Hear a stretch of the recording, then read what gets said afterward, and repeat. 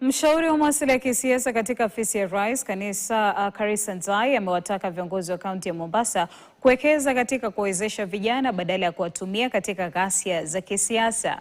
Nzai alisema inasikitisha kuona vijana wakijitahidi kujitafutia riziki, lakini baadhi ya viongozi wanawatumia kuzua vurugu badala ya kuwaunga mkono.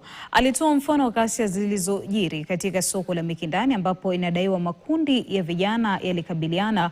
Aidha, waliwahimiza vijana kujisajili na kupiga kura ili waweze kufanya maamuzi sahihi katika uchaguzi mkuu wa mwaka ujao.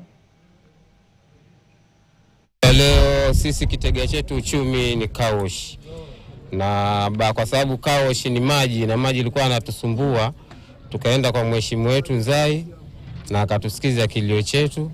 Leo ametufanyia kile ilikuwa tunahitaji.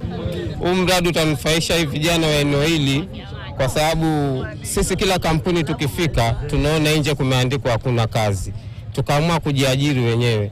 Kikwazo huko ni maji. Kama unavyoona kisima kilizibwa na mabwenyenye pale. Maji kwa tunaenda paka barabarani kule.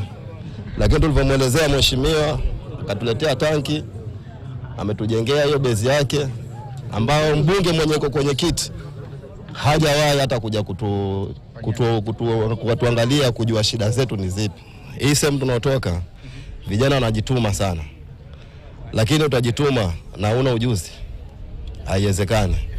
Na ndio maana tukabuni ili kusolve mambo ya wizi.